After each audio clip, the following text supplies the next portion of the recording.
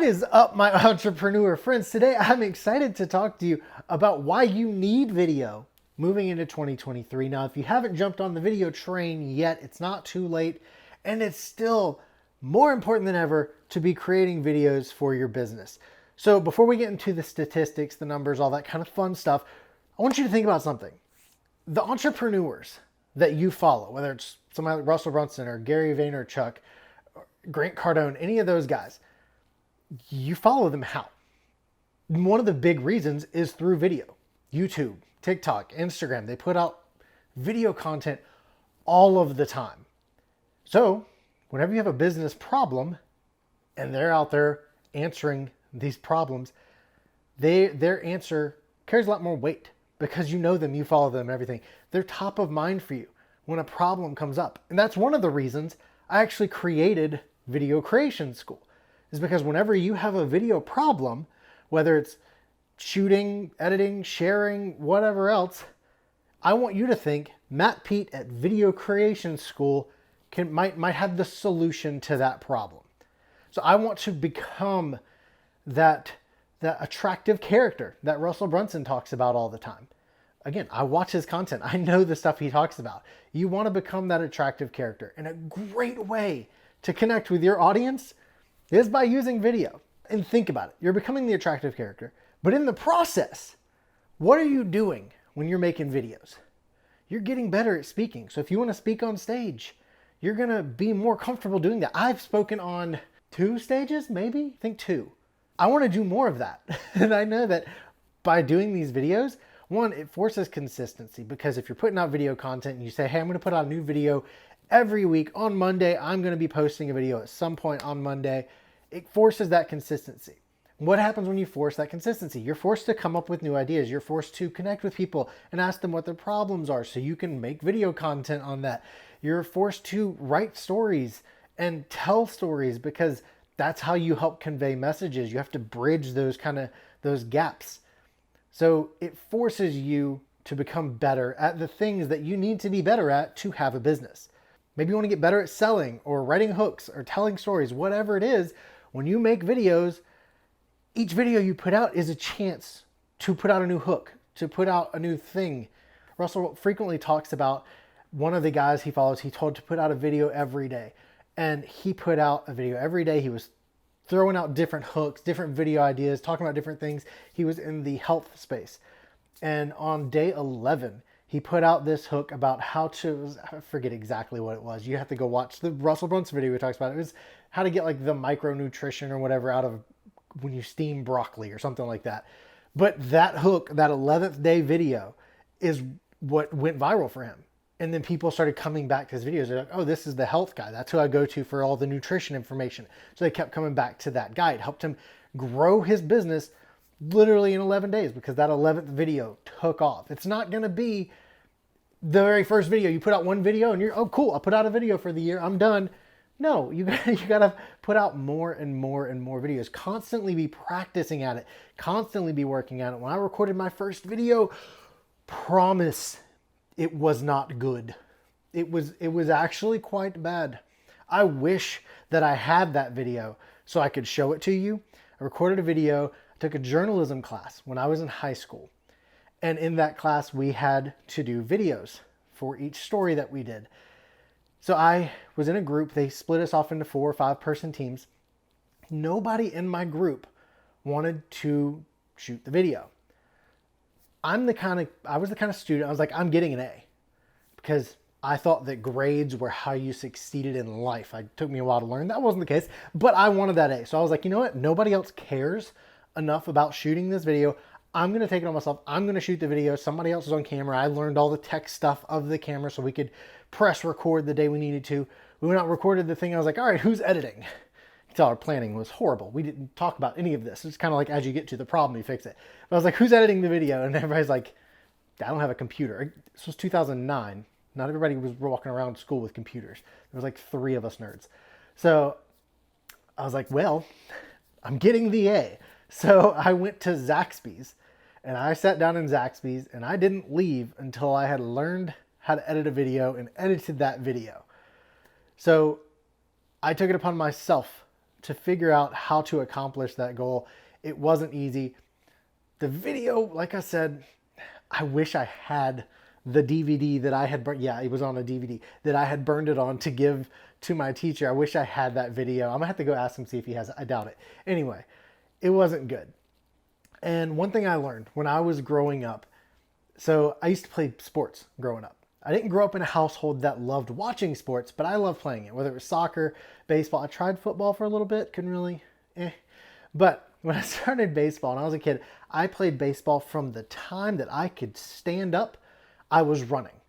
And I played baseball. I'd play outfield, I'd run. I just loved playing sports. But that doesn't mean I was good at it. I was actually kind of bad, especially after I got out of t-ball and the balls were being thrown at me. I didn't like things being thrown at me. So one year, I was probably 10 or 12 years old. And the coach, Mr. Leonard, he was one of the nicest guys. I loved that guy. He was just the sweetest guy. But he didn't put me in the game much. It was one of those state or city-run baseball teams where if you paid the $30, then your kid got to play in the 90s. So I was on the team, but he knew how bad I was. So he didn't really let me play that much. There was a rule like every kid had to play one inning. So I played like as little as possible to get past that bar. And one day my dad was at the game. He worked all the time. You know, he's outside running his own business. So he didn't come to the practices, but he'd come to the games. And he eventually went up to the coach and was like, "Hey coach, why isn't my son getting to play?" He was kind of upset. He was upset. I'm making it nice. He was upset as to why I spent all this time at practice, spent the money on the gear. I had the baseball bat, the glove, all the stuff, but I wasn't getting any field time. So he went to the coach and asked him, and Mr. Leonard, in the nicest way, he's like, "Your son's not good at this game." So my dad took it upon himself. He didn't get mad at the coach anymore. He wasn't mad at me for not being good at the game, but he knew what the problem was. So what he did is he went out, and for Christmas that year, he bought me a pitching machine and a bat catch, like the big net that you unfold. So when you miss the ball, you don't have to go chase it down, because I've missed a lot of balls. So he bought me those two things. And every day when he got off from work, he'd come home, he'd say, "Hey, I'm home, let's go outside." Eventually I would just get home and go set up the pitching machine and the bat catch. Every day I'd go outside and I'd swing it, 200 balls. I'd just swing the ones I hit, the few that I hit. I would run out and grab the balls, bring them back, put them in the bucket, bring it to him. I'd go back up there and swing. And then once I got done swinging, I'd sit there, he'd pitch the ball at me, I'd catch it, and I'd throw it. He'd yell first, I'd throw it to first base where it would be. He'd yell second, I'd throw it to second, third, throw it to third. I'd just catch it, throw it, catch it, throw it. Repetitively, nonstop. Outside of baseball season, we did that every single day. And when I played baseball that next year, had Mr. Leonard as my coach again, not only did I win the most improved player for that year, but I won the most valuable player of that year. We got out there to that first practice, and Mr. Leonard, I could tell my dad actually showed up this practice. I got up to bat, he threw the ball, and I destroyed it. And he looked at me and goes, "Okay." After that, we ended up taking our pitching machine to practice and basically recreated what I was doing at home every day in practice, because it was working so well. So I didn't realize I was bad at baseball and then quit. My dad didn't say, "Oh, son, you're not good at the game. Don't waste our time and money. Please go find something else to do." He didn't do that. He saw the problem. He said, "You know what? How to fix this? Practice. If you realize, hey, I tried to make a video, it wasn't good. Hey, I was on video, I got really nervous. I hated that feeling. Hey, I tried to make a video, but my lighting really sucked." So don't quit. That's part of the practice. Go out there and practice. Create more videos, and you will get better at creating videos. You will get faster at making videos. It will take up less time. So real quick, I want to transition into some of the stats, because I feel like that's important. And I found an awesome resource. I'm going to be looking over my computer just to make sure I don't get any of their stats wrong. So there is a website called Wise Owl, and that is spelled Wyzowl. Clever name. I get it. So they're who I use. I will link it up in the description on the post for Video Creation School, how to get to this exact article. So they run these stats every year to find out what video marketers are doing. And video marketers basically just can be people who run businesses who use video to market. If you have a business and you're making videos, you're a video marketer. Congratulations. So really quick, I want to talk about the first time video marketers section on their website. So it says on last year, 18% of video marketers said they use video for the first time in 2021. So people who are out there running their businesses marketing, 18% of those said, hey, 2021 was the first year we used videos. So hopefully they'll be coming out with the 2022 stats here any day now, and I will definitely put those on there. But last year, 18% people did that. So then they asked, why? Why this year? 46% of people said that video had become easier to create in-house. And that's absolutely true. That's what Video Creation School is. It's showing you how easy it is to actually make videos. 46% of people said it become easier to do in-house, whether you have a cell phone and a ring light or the little Tascam audio recorders that I've talked about in multiple videos that I use to capture my own audio. It's just easier to do. You can set up your cell phone on a tripod with a ring light and make videos to market your business. The one I really want to focus on here, because I feel like it's going to make an impact, 22% said they had become more clear on the ROI of creating videos. So 22% of the people said, yeah, we had heard about videos. We decided we were going to, look at it. But man, when we realized the ROI, the return on investment that you could have from making videos, especially since a large portion of them said that it was because it had become more affordable. 27% said they decided to do it because it had become more affordable. So it's more affordable and you get high ROI, return on investment. So it's becoming a no-brainer when it comes to making videos. You can do it yourself. Use your cell phone, use a ring light, use CapCut to edit it. I have a whole tutorial on how to edit with CapCut. You can make these videos. It's not that difficult. So I just wanted to cover that really quick. So jumping into some of the stats that might help convince you that you need videos.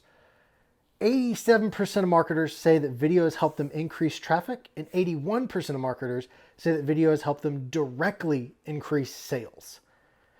So, quick story. I am a moderator. I'm one of quite a few moderators on a large Facebook page. I'm talking 70, 80, 90,000 people and growing every day. There's constantly people joining this Facebook group.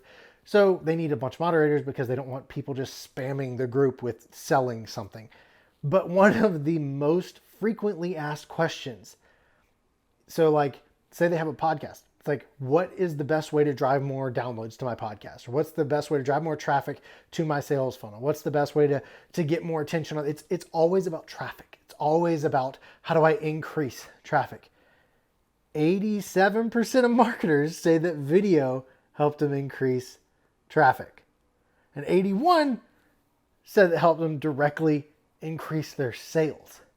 So the most frequently question I get asked on that group is about traffic. People are realizing that it's video.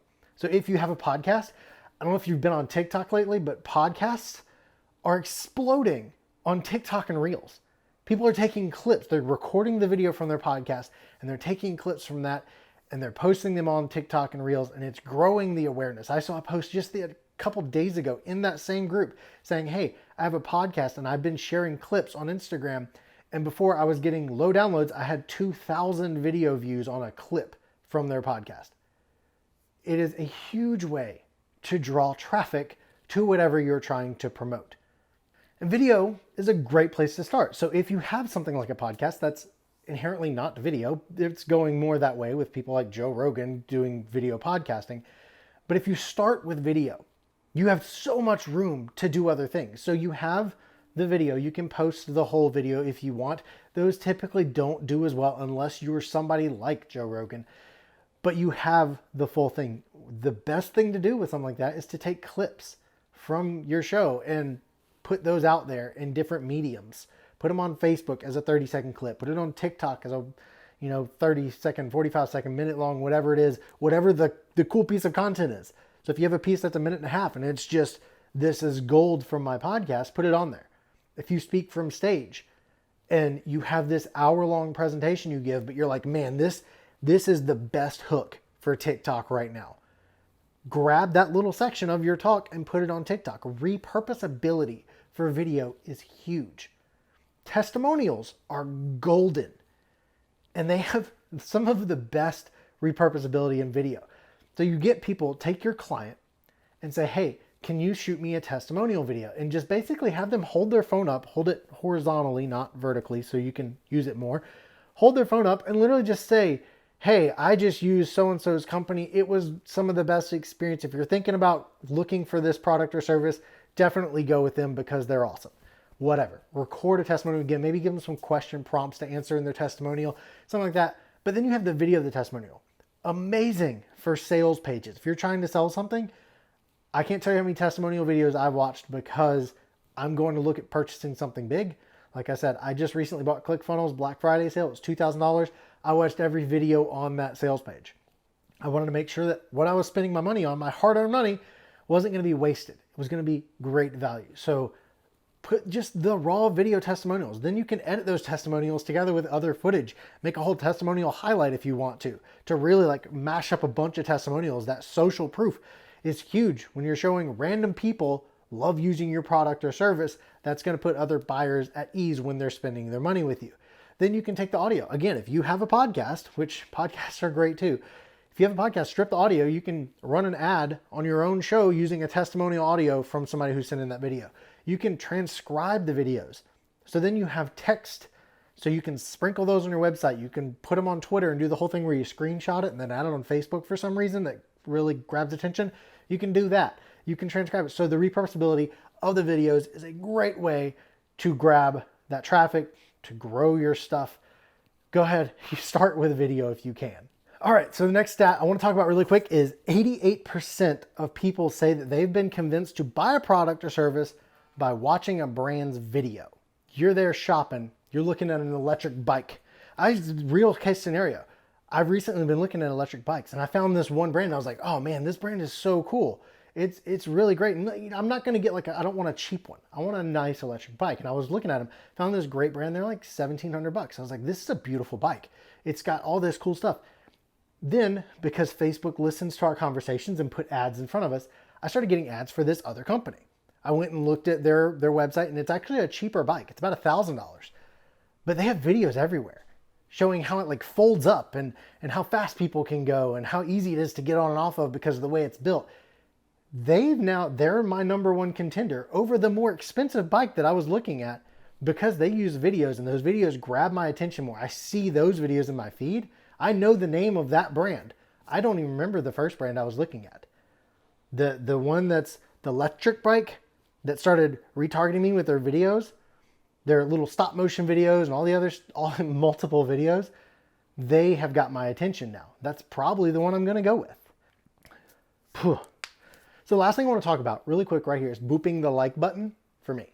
Just right there, okay, but that's not really the last thing. So the last thing is that one of the things that Wise Owl put on their post is that people are twice as likely to share video content over any other kind of content. That's right. Say you have the coolest product in the world for solving whatever problem it is you're solving. If you put a photo out versus a video, your video is twice as likely to get shared than your photo. You can connect more. You can describe it more. People get to see whatever it is in action. So make sure that you're putting video out. It's like the electric bike that I follow. They had an awesome bike with photos. The other company, the electric, had awesome videos where it showed people having fun. It showed how useful the bike is, how compatible the bike is with everybody's life. The videos made more of an impact and I've saved them now.